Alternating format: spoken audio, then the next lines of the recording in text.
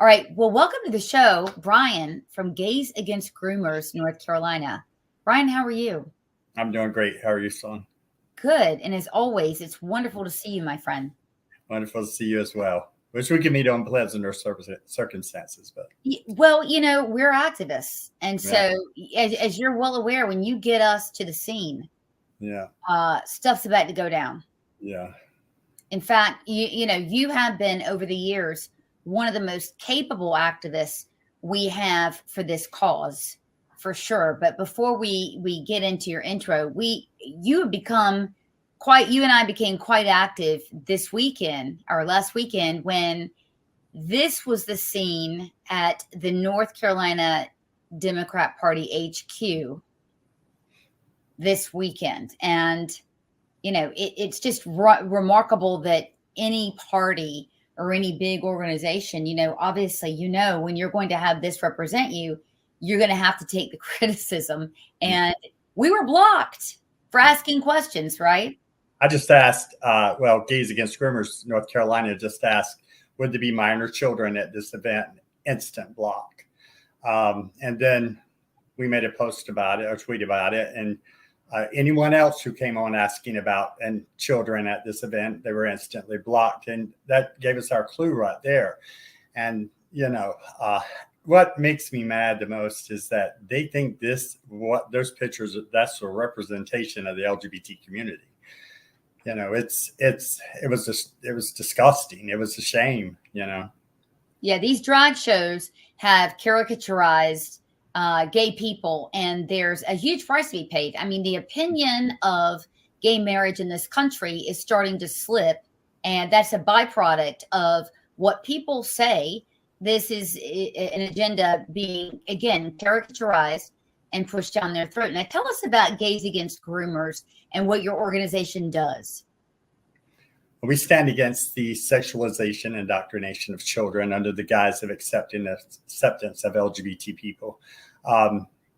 We protest drag queen story hours, drag shows for children. We've been very active with that in the local area around Charlotte. We understand that this has given all gay people a bad name just for a few people. And we have to be out there to show that stand against the people who are trying to groom these children. That's foremost. And then second, to let them know that not all gay people stand or contribute to this disgusting behavior. No, certainly not. Look, my in-laws live in Key West. I've been to my fair share of drag shows. I think they're fantastic. But again, fair share too. Yeah, I mean, I have no problem with it at all. And as a matter of fact, in Key West, until recently, these shows didn't take place until 9 p.m. Why is that? Well, because families are walking around. Yes, people are drinking. Yeah, and it's early for Charlotte. It's usually around 11 o'clock is when it would start. I'm friends currently with a former Miss Gay America, 2 Miss Gay North Carolinas. I have no problem with drag shows. Drag shows are exactly what they have been throughout time, have been for adult entertainment. And now for some reason they're marketing these things toward children. Why? I have no clue. I mean, they know they're going to get the pushback. But it seems like they thrive off that. And they thrive off the children being in the audience. You can see that from the posts and tweets that these people make about how proud they are. I don't know if you saw the video on Twitter of a guy from Gays Against Groomers. I believe it was Harlow. I can't remember. Had called to a library that was having a drag queen story out. They were just ecstatic that there were a bandload of children that were getting ready to come in and participate into this. So let's put that interview up right now. Okay. And then I'll cut it. Sorry, I forgot the name. Right. No, that's okay. I'm going to cut it and then come back. And so now we're going to reflect. Ready? 3, 2, 1. Okay. So that's hilarious. I mean, this woman is offended to be called a man. So that says quite a lot right there. Exactly. Yeah. And it's illustrative of the actual problem, which is this stuff is on its face ridiculous. Look, by and large, I don't care who you are, what your sexuality is. People want to be left alone.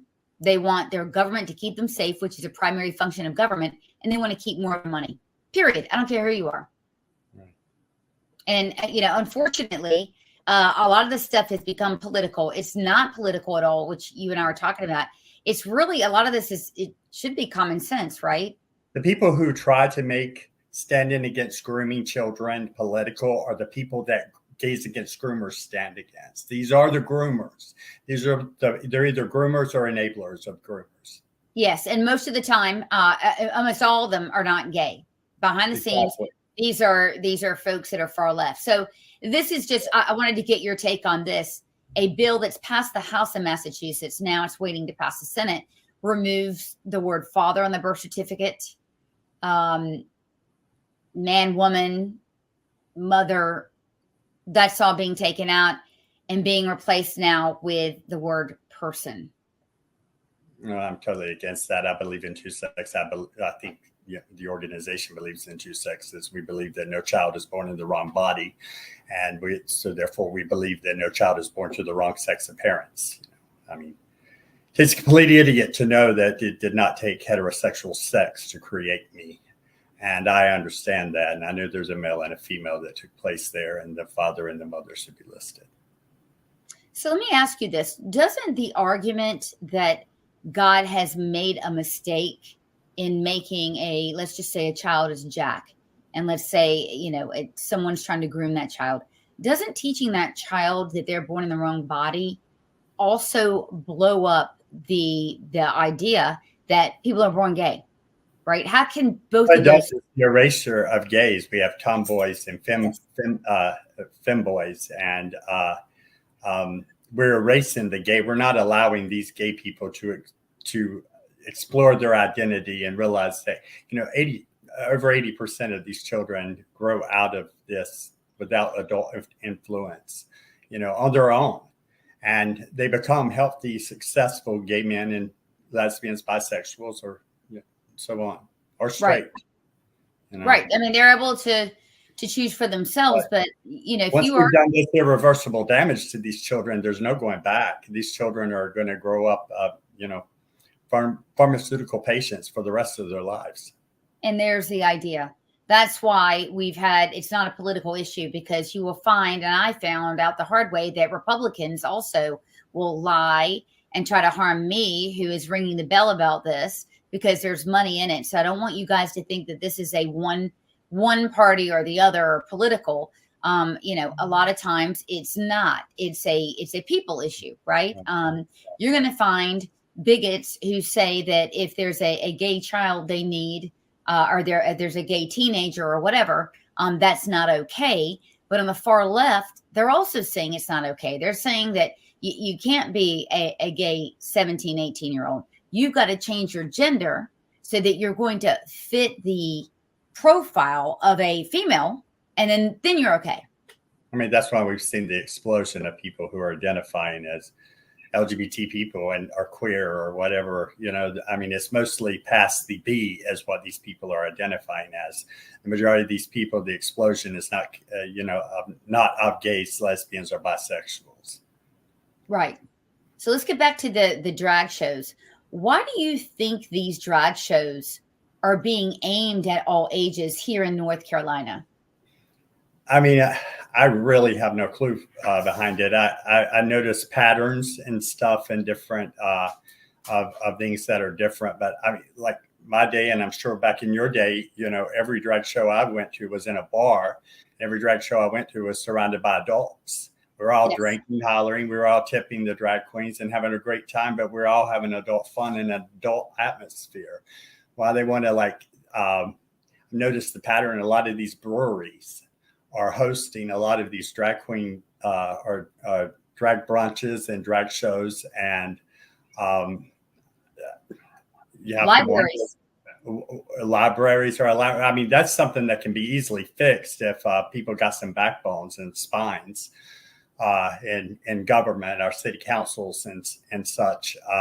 We can ban this stuff off city and county property.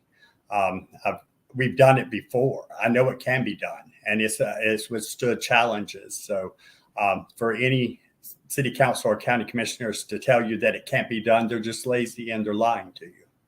Are there any ones that you want to call out right now? It'd get me saying a couple of things I probably shouldn't say, so I'm going to not call anyone else out by name, but I will say that there are several on the Monroe City Council, I won't call any by name, but who have lied to us, drug us on, let us continue with them thinking we had their backing, and all along it was just one lie right after the other. They never once had any intentions of doing anything about it. They just wanted someone else to do something about it, but they were the ones that could end it immediately. But, we brought a lot of attention to it. We alone are the ones that the citizens that went out there and picketed every drag show that involved children. We were out there from the beginning to the end, and we did it through January through December. We did it in the hot, the rain, the freezing temperatures, but we got it over. They're now 18 and over. It took us over a year and a half, but we got it done. City council we could have enjoyed our whole year if the city council would have grew a spine. Well, I think that my opinion is that the left is doing this as a way to dampen the public opinion on gay people writ large. And that's wrong to do. Of course, we're all adults and we're mature adults here. We know that it's wrong to make sweeping judgments about a whole class of people, Jews, gays, blacks, anyone.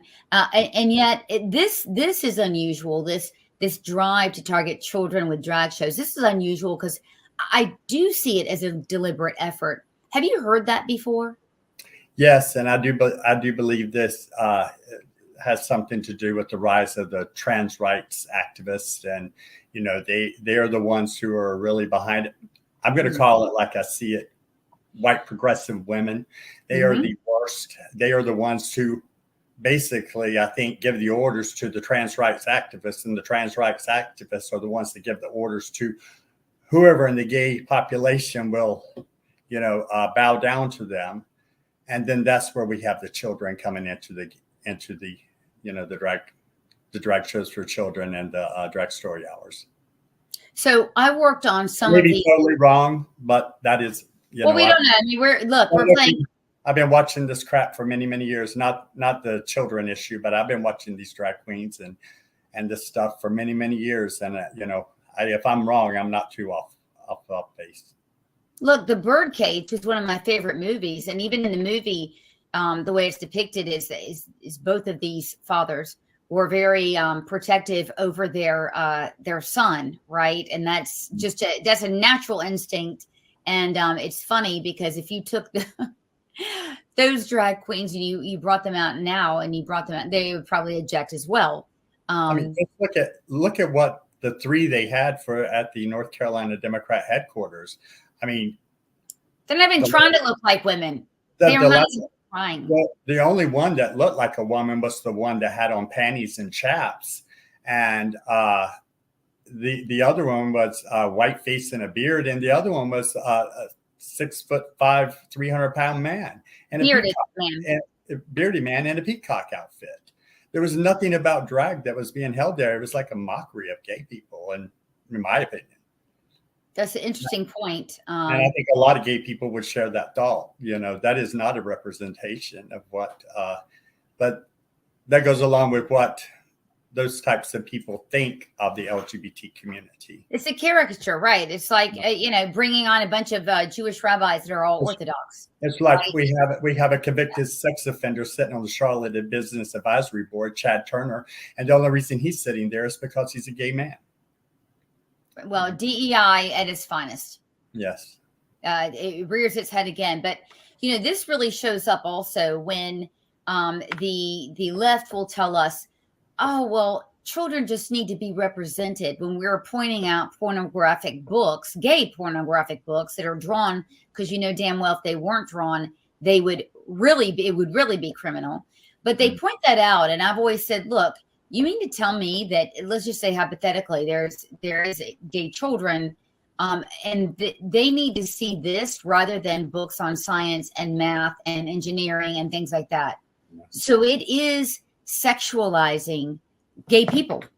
Mm-hmm. And that's one of our objectives. Yeah. Yeah. I mean, it's my opinion, it's done more harm. Within the past 10 years have done more harm than taken away so much of what the past 50 years has achieved for us.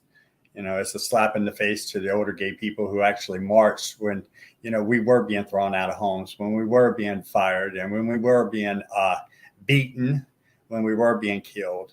That was true gay life back then. And that's why we marched for our rights. And now today it's just a total joke. Right. I'm reading that most of the women who identify as queer are heterosexual. Yeah, they are.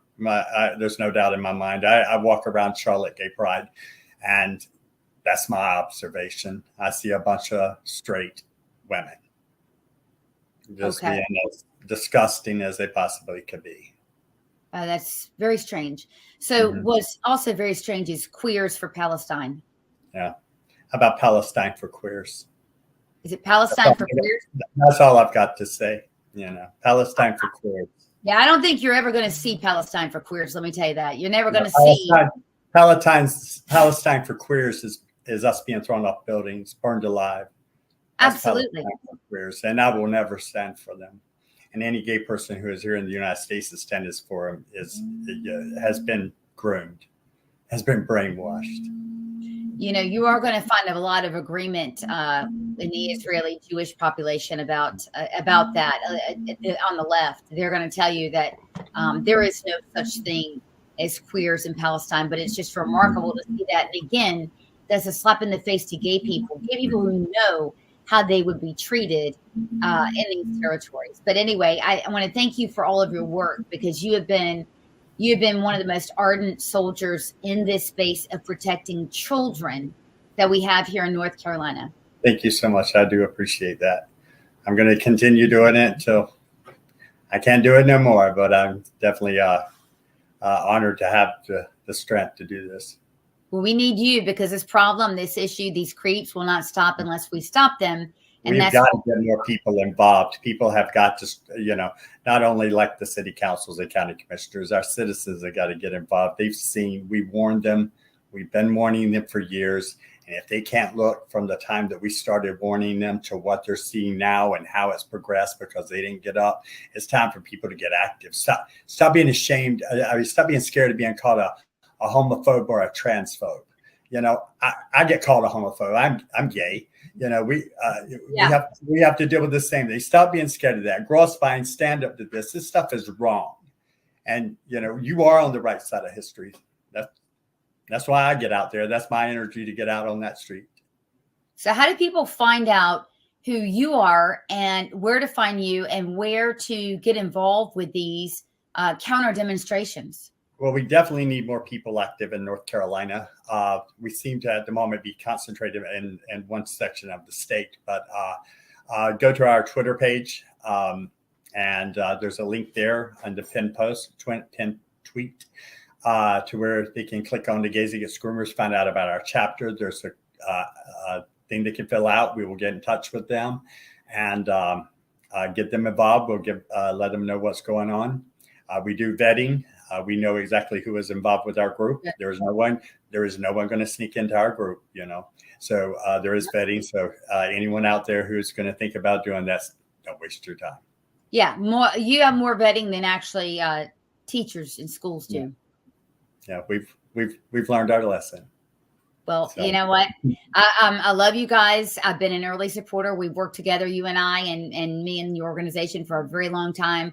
We're going to keep doing it. And I want to thank you again for coming on, and have a great evening. Thank you for all your work that you do for North Carolina children, too, for exposing Duke and UNCC and UNC Chapel Hill and East Carolina. That was amazing. That was heard all around the country and the world. Well, thank you. It's my honor. And we're going to keep an eye on them, because slippery little guys, they're never going to stop again, guys. And you have to understand this, as Bryan and I do. these people will not stop unless we stop them. We all want to be left the hell alone. These people do not operate that way. And it's up to all of us to pitch in. So, get out of your comfort zone and do something about it. We always talk about that. We need to be talking with people who don't agree with this.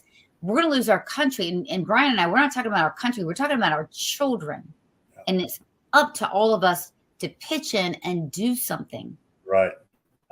It's like that post tweet that you shared of ours earlier. The kids are saying they're not after me, they're after them. It's time to get in the way. They'll have to go through the two of us and hopefully thousands more like us. So thank you again, and you have a wonderful